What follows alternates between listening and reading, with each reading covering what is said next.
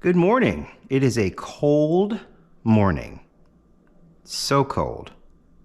What happened? I mean, the you live in Ohio thing can only be stretched so far. I mean, this is just ridiculous. Uh, Yesterday it was cold. There was sleet. There was snow. None of it accumulated, but it sure did make its presence known. Yeah, just horrible. What a horrible day yesterday was, and weather-wise, and then weather-wise today, it's just going to be cold. And then tomorrow, I'm told it's supposed to be around 80. Like I said, living in Ohio, that excuse only goes so far. It really does. Anyhow, how are you doing? Good morning. We're going to make some coffee this morning. We're going to go back and do a little crimson here. We're going to do our normal ratio. 30 grams of coffee. 400 grams of water. Maybe 500.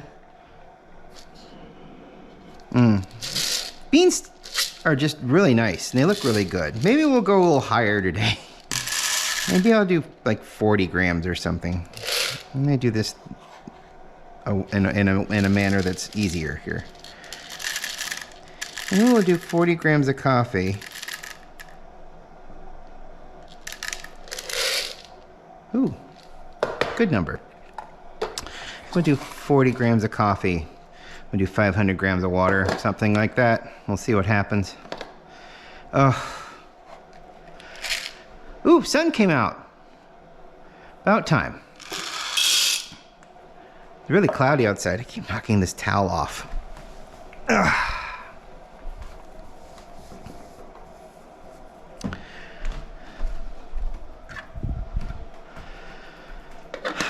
All right.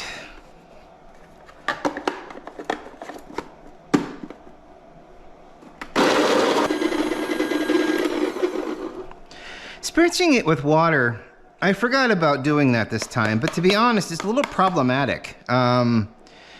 Stuff seems to stick to the bottom of this bowl on this burrito a little bit more. But 40 grams, I think we lost 0.1 of a gram with retention, which is another problem. Oh well, it's fine. We're not to the point where it annoys me enough yet to be like, I think I need a new grinder. This just won't do. This just won't do. This won't stand. Not here. Not with our forefathers. It will not stand. This life juice, this morning starter, the loss of even 1 gram will not stand. Or something like that. Okay. Pour the coffee in here. It's 40 grams of coffee. That chaff really is annoying. But yeah, it just seems like when I spritz it, more gets trapped underneath here. Like up and in here somehow, it seems to bounce around a little bit more and get a little bit more sticky, and then it comes up and kind of sticks up in here, and I've had to clean it more often than normal after spritzing it with water. So, you know, I still get, I mean, there's your 0.1 gram. All right. We're going to put water in this thing when it's done, which is a little while.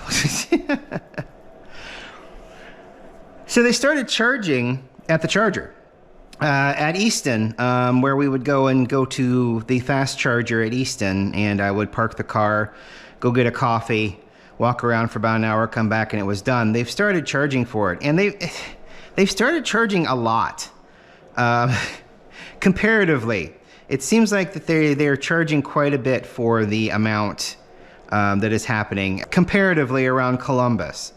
I don't know a lot about charging rates, to be honest, but it seemed like a lot of places are doing like the first half hour free and then charging you after that. They're like charging from the get-go, I think. So, and you know, and for a good, solid 3 years, those chargers all around Easton were free. And now suddenly, April 1st, they've all started charging money for the service, which is their prerogative, but you know, still, and a lot of people on the app, I noticed on the scroll underneath a couple of months ago where they had started saying, we're going to start charging for this May the 1st. And then they didn't give a price. And then it was a suspiciously short message that didn't stay on the screen very long. So if you weren't staring at the screen waiting for the message to come up, you wouldn't have seen it. And I posted that in the little tips area where, you know, I think it was several weeks prior. I'm like, they're going to start charging for this. They say right here it's going to start charging. And nobody reads those tips. Nobody, because people came in, they plugged in. Apparently there was no warning that they're being charged. It just started charging them. They just came in, plugged in as they normally would, and then came back to a bill, and it charged their card. So, yeah, they're pretty crappy. Pretty crappy thing to do at Easton. Whomever's and it says Easton Property is managing those. So, it sounds like it's like a first world problem, but to be honest, it really is a problem. I mean, they fine print it to the point where you have to be staring at the screen in order to understand that something that you have been using for the past 3 years for free is suddenly going to charge you, and there's no grace period to the charge, and there's no warning at all. There's no signs, we're going to start charging. It's just a little thing at the bottom of a screen that scrolls along fairly quickly, you know, and you have to be paying attention. And I just so happened to be staring at the screen when the scroll started, and I'm like, that's new. And then I read it, and I'm like, wow, they're going to start charging. So we're not going back to Easton. We're kind of limping along right now in the garage, filling it up over the weekend, taking my car out, or you know, I think this past Sunday we went to the wonderful Latin grocery store that's across the street from the Hollywood Casino off of Broad Street on the west side of Columbus. Yes, the west side of Columbus, if I can get my directions right. Wonderful place, always packed full of people, but they've got the coolest produce and all of these really cool foods. I found this. These are the best tasting tortilla chips I've ever had. I like the on the border chips in the bag. They're nice, thick, have a nice taste to them. Go great with salsa because they don't melt when you touch the salsa with them. But these are really great. I mean, 100% natural, whatever. Okay, all right, we're done. Good. But yeah, I mean, you're probably not going to find these in Marietta or wherever you shop. I mean, unless they have a Latin grocery store. But the grocery store is fascinating. If they have a bread section, my God, the bread section is fantastic. So I've got a bowl of fruit in there that I'm gonna probably eat up today at some point. All right, we're zeroed off. Let's start our timer. And we're gonna do about 100 gram pour. Get everything blooming. And then I'm gonna wait until about 30 seconds. You gotta get a spoon. I should just automatically have a spoon out, you know? So how are you? Hope everything's going okay. It's Tuesday, so we made it to Tuesday. That's a good thing. 32, 44, 45. All right. Let's get it up to about 300, and then we'll let it do its thing. And then we'll get it up to 500 after about 30-second drawdown here. Crimson smells so good. Crimson's got great coffee. You get a nice variety of coffee. That's where this talk came from, basically, is because I got the Crimson coffee out, and I'm like, I need to go back to Crimson. Oh crap! What is nice though is that there are still free chargers at Easton. The problem is that, and I mean, these are for all chargers, even because like I said before, there are 3 stages of chargers. There's the home charging, which is stage 1. There's a stage 2 that runs off of a dryer type plug that takes the same amount of energy as your dryer. And then there's a stage 3, which is your fast charging, which is, it will get you like from 10% to 80% in a half hour, 15 minutes, 20 minutes, depending on what the manufacturer boasts.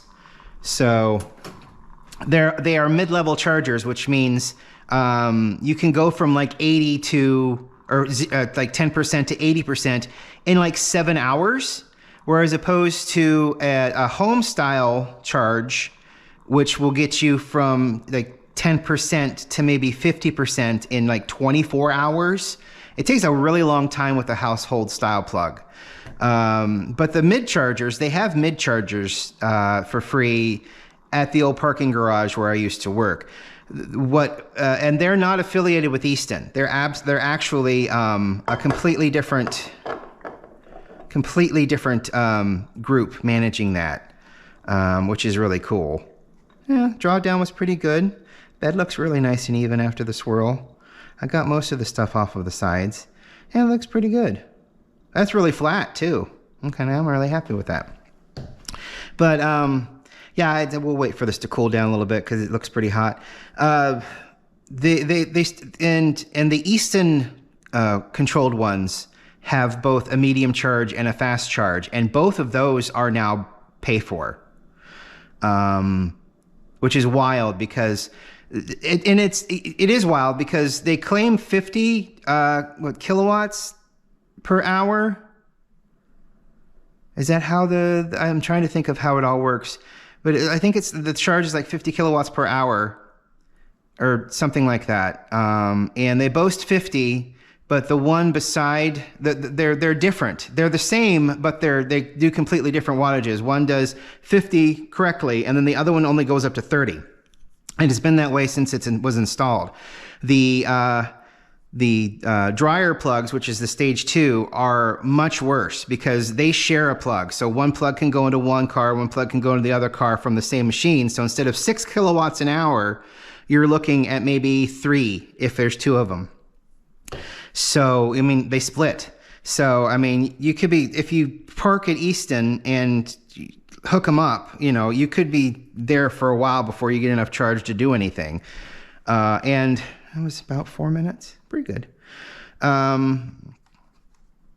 So, and it's just wild that they started charging for both of those things. But like I said, there is one place, but it's that I can plug into, but it's the mid-stage one.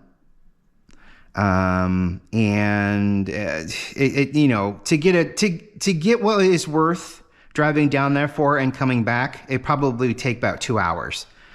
So, I mean, and that's just getting down there and then coming back worth. That's not anything else. So, which it's a little disappointing that they decided to do that. But, I mean, that's just what you do, I guess. It's not enough. That looks really nice. I forget what the tasting notes are for this, which is good. I can discover my own tasting notes and see what I think. So let's take a look here.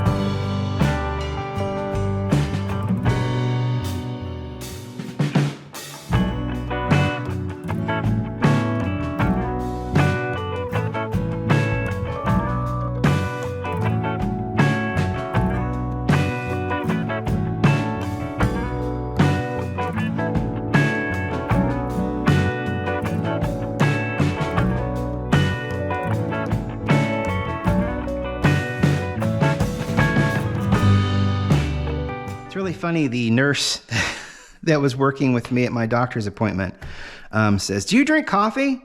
"Yeah." 1 cup, 2 cup, 3 cups? About 1.5.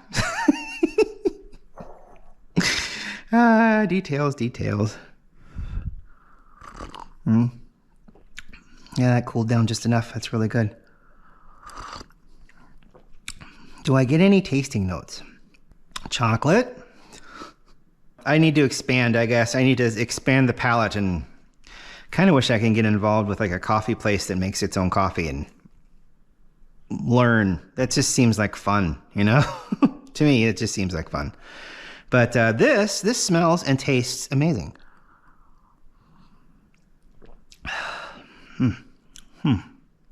I'm trying to think. I'm trying to make it happen, and like, you can't force it. But this does taste amazing. That's a good ratio for me, I think. I think the 40 grams of coffee and 500 grams of water, I think that's a pretty good ratio for me. It's not weak. There's enough in there to do something with. Yeah, I enjoy that very much. And what am I tasting? I'm tasting coffee. There is a berry taste in there. There is a chocolate taste in there. How does it finish? Finishes like coffee. Oh boy. Yeah.